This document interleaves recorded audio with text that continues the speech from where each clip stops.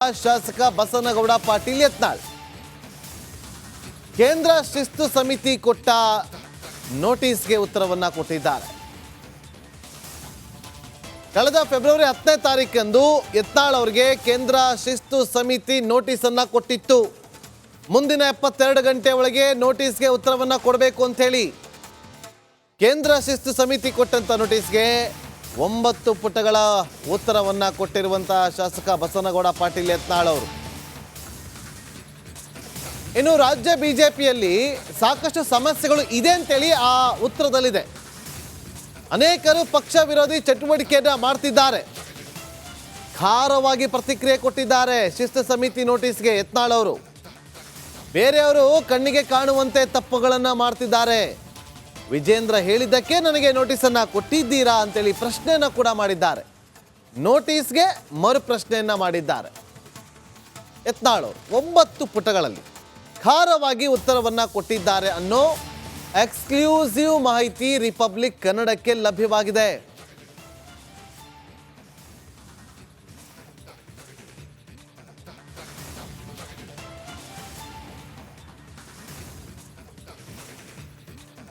BJP ಬಣಬಡಿದಾಟ ಯಾವ ಹಂತಕ್ಕೆ ಹೋಗುತ್ತೆ, ಎಲ್ಲಿಗೋಗಿ ನಿಲ್ಲುತ್ತೆ ಅನ್ನೋದು ಸದ್ಯಕ್ಕಿರುವಂಥ ಕುತೂಹಲ. ರಾಜ್ಯಾಧ್ಯಕ್ಷರ ಬದಲಾವಣೆ ಮಾಡಬೇಕು ಅನ್ನೋದು ಇವರ ಕೂಗು, ಇವರ ಆಗ್ರಹ. ಆದರೆ ಇದು ಆಗುತ್ತಾ ಇಲ್ವಾ, ವರಿಷ್ಠರ ಮುಂದೆ ಅಷ್ಟು ಸುಲಭನ?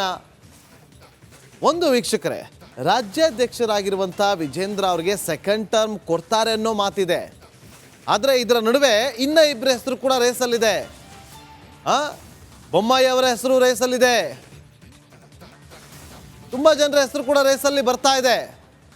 ಆದರೆ ಯಾರಿಗೆ ಕೊಡ್ತಾರೆ ಅಥವಾ ಇವ್ರನ್ನೇ ಕಂಟಿನ್ಯೂ ಮಾಡ್ತಾರಾ? ವರಿಷ್ಠರ ಲೆಕ್ಕಾಚಾರಗಳೇನು? ಯಾವ ಆಧಾರದಲ್ಲಿ ಕೊಡ್ತಾರೆ? ಅವರನ್ನ ಕೆಳಗಿಳಿಸಿದ್ರೆ ಲಿಂಗಾಯತ ಸಮುದಾಯದವರು ನಮ್ಮಿಂದ ದೂರ ಆಗ್ಬಿಡ್ತಾರಾ? ಇದೆಲ್ಲವೂ ಕೂಡ ಚರ್ಚೆಗಳಾಗ್ತದೆ. ಯಡಿಯೂರಪ್ಪ ಅವರೇನು ಸುಮ್ಮನೆ ಕೂರ್ತಾರಾ?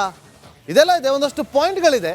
ಹೈಕಮಾಂಡ್ ಕೊಟ್ಟಂಥ ನೋಟಿಸ್ಗೆ 9 ಪುಟಗಳ ನೋಟಿಸನ್ನು ಕೊಟ್ಟಿರುವಂಥ ಯತ್ನಾಳ್ ಅವರು ಆ 9 ಪುಟಗಳ ಉತ್ತರದಲ್ಲಿ ಒಂದಷ್ಟು ಅಂಶಗಳನ್ನು ನಿಮ್ಮ ಮುಂದೆ ಇಡುವಂಥ ಪ್ರಯತ್ನವನ್ನು ಮಾಡ್ತಾ ಇದ್ದೀವಿ. ಅನೇಕರು ಪಕ್ಷ ವಿರೋಧಿ ಚಟುವಟಿಕೆಯನ್ನು ಮಾಡ್ತಿದ್ದಾರೆ, ಅದು ಕಾಣಿಸ್ತಾ ಇದೆ. ರಾಜ್ಯಾಧ್ಯಕ್ಷ ಆಗಿ ಯಾರನ್ನೂ ಪ್ರಶ್ನೆ ಮಾಡ್ತಾ ಇಲ್ಲ ವಿಜೇಂದ್ರ ಅವರು. ರಾಜ್ಯಾಧ್ಯಕ್ಷರು ಪ್ರಶ್ನೆ ಮಾಡಬೇಕು, ಅವ್ರು ಮಾಡ್ತಾ ಇಲ್ಲ. ನಾನು ಮಾತಾಡಿದ್ದಕ್ಕೆ ನೋಟಿಸನ್ನು ಕೊಡಲು ಹೇಳಿದ್ದಾರೆ, ಯಾಕೆ ನಿಮಗೂ ಅವರೇ ಹೇಳಿದ್ರ ಅಂತೇಳಿ ಪ್ರಶ್ನೆಯನ್ನು ಮಾಡಿದ್ದಾರೆ. ವಿಜೇಂದ್ರ ವಿರುದ್ಧ ಪಕ್ಷದ ಅನೇಕರು ತಿರುಗಿ ಬಿದ್ದಿದ್ದಾರೆ. ಬೇರೆಯವರ ಆರೋಪಗಳಿಗೆ ಯಾರು ಯಾಕೆ ಪ್ರಶ್ನೆಗಳನ್ನು ಮಾಡ್ತಾ ಇಲ್ಲ? ನನಗೆ ಯಾಕೆ ನೋಟಿಸನ್ನು ಕೊಟ್ಟಿದ್ದೀರಿ? ವಿರೋಧಿ ಚಟುವಟಿಕೆಯಲ್ಲಿ ಎಸ್ ಟಿ ಸೋಮಶೇಖರ್ ಅವರಿದ್ದಾರೆ, ಶಿವರಾಮ್ ಹೆಬ್ಬಾರ್ ಅವರಿದ್ದಾರೆ, ಅವ್ರಿಗೆ ಯಾಕೆ ನೋಟಿಸ್ ಕೊಟ್ಟಿಲ್ಲ? ಅವರ ವಿರುದ್ಧ ಕ್ರಮ ತೆಗೆದುಕೊಳ್ಳುವ ನೈತಿಕ ಸ್ಥೈರ್ಯ ಇಲ್ವಾ ಅಂತೇಳಿ ಪ್ರಶ್ನೆಯನ್ನು ಮಾಡಿದ್ದಾರೆ. ರಾಜ್ಯಸಭಾ ಎಲೆಕ್ಷನ್ನಲ್ಲಿ ಅಡ್ಡ ಮತದಾನ ಮಾಡಿದ್ರು, ಕ್ರಮ ಯಾಕೆ ತಗೊಂಡಿಲ್ಲ? ನೋಡಿ ಅವರ ಪಾಯಿಂಟ್ಗಳು. ನಾನು ಯಾವತ್ತೂ ಕೂಡ ಪಕ್ಷದ ವಿರುದ್ಧವಾಗಿ ನಡೆದುಕೊಂಡಿಲ್ಲ, ನಡೆದುಕೊಳ್ಳೋನೂ ಅಲ್ಲ. ಪಕ್ಷದ 75% ನಾಯಕರು ರಾಜ್ಯಾಧ್ಯಕ್ಷ ವಿಜೇಂದ್ರ ಅವರ ವಿರುದ್ಧವಾಗಿದ್ದಾರೆ. ರಾಜ್ಯಾಧ್ಯಕ್ಷ ಬದಲಾವಣೆ ಮಾಡೋದಷ್ಟೇ ನಮ್ಮ ಬೇಡಿಕೆ. ನಾವು ಪಕ್ಷದ ವಿಚಾರವಾಗಿ ಯಾವತ್ತೂ ಮಾತಾಡ್ತಿಲ್ಲ, ಪಕ್ಷದ ವಿರುದ್ಧವಾಗಿ ಯಾವತ್ತೂ ಮಾತಾಡಿಲ್ಲ. ಆದರೆ ನಮಗೆ ಬೇಕಿರೋದು ರಾಜ್ಯಾಧ್ಯಕ್ಷ ಬದಲಾವಣೆ, ಅದೊಂದನ್ನ ಮಾಡಿ ಅನ್ನೋದು ಮಾತ್ರ ನಮ್ಮ ಡಿಮ್ಯಾಂಡ್ ಅಂತ ಹೇಳಿ ಈಗ 9 ಪುಟಗಳ ಒಂದು ಉತ್ತರವನ್ನು ಕೊಟ್ಟಿದ್ದಾರೆ. ಅದೆಲ್ಲವೂ ಕೂಡ ಖಾರವಾಗಿ ಉತ್ತರವನ್ನು ಕೊಟ್ಟಿದ್ದಾರೆ. ಮತ್ತಷ್ಟು ಮಾಹಿತಿಯನ್ನು ಕೊಡೋದಕ್ಕೆ ನಮ್ಮ ಪೊಲಿಟಿಕಲ್ ರಿಪೋರ್ಟರ್ ಚಂದ್ರು ಈಗ ನೇರ ಸಂಪರ್ಕದಲ್ಲಿ ಜಾಯ್ನ್ ಆಗಿದ್ದಾರೆ. ಚಂದ್ರು, 9 ಪುಟಗಳ ಶಾಸಕ ಬಸನಗೌಡ ಪಾಟೀಲ್ ಯತ್ನಾಳ್ ಕೇಂದ್ರ ಶಿಸ್ತು ಸಮಿತಿ ಕೊಟ್ಟ ನೋಟಿಸ್ಗೆ ಉತ್ತರವನ್ನು ಕೊಟ್ಟಿದ್ದಾರೆ. ಕಳೆದ ಫೆಬ್ರವರಿ 10ನೇ ತಾರೀಕಂದು ಯತ್ನಾಳ್ ಅವರಿಗೆ ಕೇಂದ್ರ ಶಿಸ್ತು ಸಮಿತಿ ನೋಟಿಸನ್ನು ಕೊಟ್ಟಿತ್ತು. ಮುಂದಿನ 72 ಗಂಟೆ ಒಳಗೆ ನೋಟಿಸ್ಗೆ ಉತ್ತರವನ್ನು ಕೊಡಬೇಕು ಅಂತ ಹೇಳಿ ಕೇಂದ್ರ ಶಿಸ್ತು ಸಮಿತಿ ಕೊಟ್ಟಂತ ನೋಟಿಸ್ಗೆ 9 ಪುಟಗಳ ಉತ್ತರವನ್ನು ಕೊಟ್ಟಿರುವಂತಹ ಶಾಸಕ ಬಸನಗೌಡ ಪಾಟೀಲ್ ಯತ್ನಾಳ್ ಅವರು. ಇನ್ನು ರಾಜ್ಯ ಬಿಜೆಪಿಯಲ್ಲಿ ಸಾಕಷ್ಟು ಸಮಸ್ಯೆಗಳು ಇದೆ ಅಂತೇಳಿ ಆ ಉತ್ತರದಲ್ಲಿದೆ. ಅನೇಕರು ಪಕ್ಷ ವಿರೋಧಿ ಚಟುವಟಿಕೆಯನ್ನ ಮಾಡ್ತಿದ್ದಾರೆ. ಖಾರವಾಗಿ ಪ್ರತಿಕ್ರಿಯೆ ಕೊಟ್ಟಿದ್ದಾರೆ ಶಿಸ್ತು ಸಮಿತಿ ನೋಟಿಸ್ಗೆ ಯತ್ನಾಳ್ ಅವರು. ಬೇರೆಯವರು ಕಣ್ಣಿಗೆ ಕಾಣುವಂತೆ ತಪ್ಪುಗಳನ್ನು ಮಾಡ್ತಿದ್ದಾರೆ. ವಿಜೇಂದ್ರ ಹೇಳಿದ್ದಕ್ಕೆ ನನಗೆ ನೋಟಿಸನ್ನು ಕೊಟ್ಟಿದ್ದೀರಾ ಅಂತೇಳಿ ಪ್ರಶ್ನೆಯನ್ನು ಕೂಡ ಮಾಡಿದ್ದಾರೆ. ನೋಟಿಸ್ಗೆ ಮರು ಪ್ರಶ್ನೆಯನ್ನು ಮಾಡಿದ್ದಾರೆ. ಯತ್ನಾಳ್ 9 ಪುಟಗಳಲ್ಲಿ ಖಾರವಾಗಿ ಉತ್ತರವನ್ನು ಕೊಟ್ಟಿದ್ದಾರೆ ಅನ್ನೋ ಎಕ್ಸ್ಕ್ಲೂಸಿವ್ ಮಾಹಿತಿ ರಿಪಬ್ಲಿಕ್ ಕನ್ನಡಕ್ಕೆ ಲಭ್ಯವಾಗಿದೆ.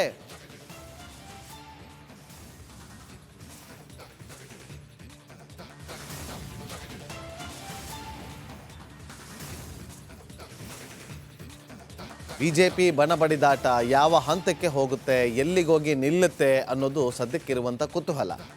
ರಾಜ್ಯಾಧ್ಯಕ್ಷರ ಬದಲಾವಣೆ ಮಾಡಬೇಕು ಅನ್ನೋದು ಇವರ ಕೂಗು, ಇವರ ಆಗ್ರಹ. ಆದರೆ ಇದು ಆಗುತ್ತಾ ಇಲ್ವಾ, ವರಿಷ್ಠರ ಮುಂದೆ ಅಷ್ಟು ಸುಲಭನ? ಒಂದು ವೀಕ್ಷಕರೇ, ರಾಜ್ಯಾಧ್ಯಕ್ಷರಾಗಿರುವಂಥ ವಿಜೇಂದ್ರ ಅವರಿಗೆ ಸೆಕೆಂಡ್ ಟರ್ಮ್ ಕೊಡ್ತಾರೆ ಅನ್ನೋ ಮಾತಿದೆ. ಆದರೆ ಇದರ ನಡುವೆ ಇನ್ನ ಇಬ್ಬರ ಹೆಸರು ಕೂಡ ರೇಸಲ್ಲಿದೆ. ಬೊಮ್ಮಾಯಿ ಅವರ ಹೆಸರು ರೇಸಲ್ಲಿದೆ, ತುಂಬ ಜನರ ಹೆಸರು ಕೂಡ ರೇಸಲ್ಲಿ ಬರ್ತಾ ಇದೆ.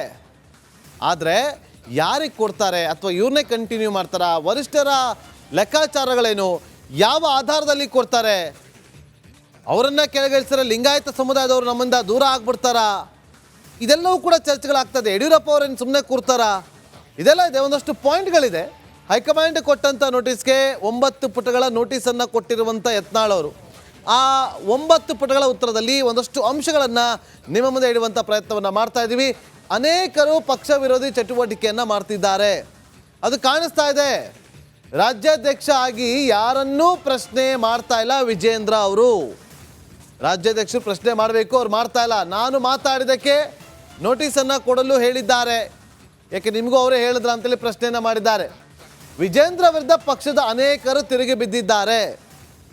ಬೇರೆಯವರ ಆರೋಪಗಳಿಗೆ ಯಾರು ಯಾಕೆ ಪ್ರಶ್ನೆಗಳನ್ನು ಮಾಡ್ತಾ ಇಲ್ಲ, ನನಗೆ ಯಾಕೆ ನೋಟಿಸನ್ನು ಕೊಟ್ಟಿದ್ದೀರಿ, ವಿರೋಧಿ ಚಟುವಟಿಕೆಯಲ್ಲಿ ಎಸ್ ಟಿ ಸೋಮಶೇಖರ್ ಅವರಿದ್ದಾರೆ, ಶಿವರಾಮ್ ಹೆಬ್ಬಾರ್ ಅವರಿದ್ದಾರೆ, ಅವ್ರಿಗೆ ಯಾಕೆ ನೋಟಿಸ್ ಕೊಟ್ಟಿಲ್ಲ, ಅವರ ವಿರುದ್ಧ ಕ್ರಮ ತೆಗೆದುಕೊಳ್ಳುವ ನೈತಿಕ ಸ್ಥೈರ್ಯ ಇಲ್ವಾ ಅಂತೇಳಿ ಪ್ರಶ್ನೆಯನ್ನು ಮಾಡಿದ್ದಾರೆ. ರಾಜ್ಯಸಭಾ ಎಲೆಕ್ಷನ್ನಲ್ಲಿ ಅಡ್ಡ ಮತದಾನ ಮಾಡಿದ್ರು, ಕ್ರಮ ಯಾಕೆ ತಗೊಂಡಿಲ್ಲ? ನೋಡಿ ಅವರ ಪಾಯಿಂಟ್ಗಳು. ನಾನು ಯಾವತ್ತೂ ಕೂಡ ಪಕ್ಷದ ವಿರುದ್ಧವಾಗಿ ನಡೆದುಕೊಂಡಿಲ್ಲ, ನಡೆದುಕೊಳ್ಳೋನೂ ಅಲ್ಲ. ಪಕ್ಷದ 75% ನಾಯಕರು ರಾಜ್ಯಾಧ್ಯಕ್ಷ ವಿಜೇಂದ್ರ ಅವರ ವಿರುದ್ಧವಾಗಿದ್ದಾರೆ. ರಾಜ್ಯಾಧ್ಯಕ್ಷ ಬದಲಾವಣೆ ಮಾಡೋದಷ್ಟೇ ನಮ್ಮ ಬೇಡಿಕೆ. ನಾವು ಪಕ್ಷದ ವಿಚಾರವಾಗಿ ಯಾವತ್ತೂ ಮಾತಾಡ್ತಿಲ್ಲ, ಪಕ್ಷದ ವಿರುದ್ಧವಾಗಿ ಯಾವತ್ತೂ ಮಾತಾಡಿಲ್ಲ. ಆದರೆ ನಮಗೆ ಬೇಕಿರೋದು ರಾಜ್ಯಾಧ್ಯಕ್ಷ ಬದಲಾವಣೆ, ಅದೊಂದನ್ನ ಮಾಡಿ ಅನ್ನೋದು ಮಾತ್ರ ನಮ್ಮ ಡಿಮ್ಯಾಂಡ್ ಅಂತ ಹೇಳಿ ಈಗ 9 ಪುಟಗಳ ಒಂದು ಉತ್ತರವನ್ನು ಕೊಟ್ಟಿದ್ದಾರೆ. ಅದೆಲ್ಲವೂ ಕೂಡ ಖಾರವಾಗಿ ಉತ್ತರವನ್ನು ಕೊಟ್ಟಿದ್ದಾರೆ. ಮತ್ತಷ್ಟು ಮಾಹಿತಿಯನ್ನು ಕೊಡೋದಕ್ಕೆ ನಮ್ಮ ಪೊಲಿಟಿಕಲ್ ರಿಪೋರ್ಟರ್ ಚಂದ್ರು ಈಗ ನೇರ ಸಂಪರ್ಕದಲ್ಲಿ ಜಾಯ್ನ್ ಆಗಿದ್ದಾರೆ. ಚಂದ್ರು, 9 ಪುಟ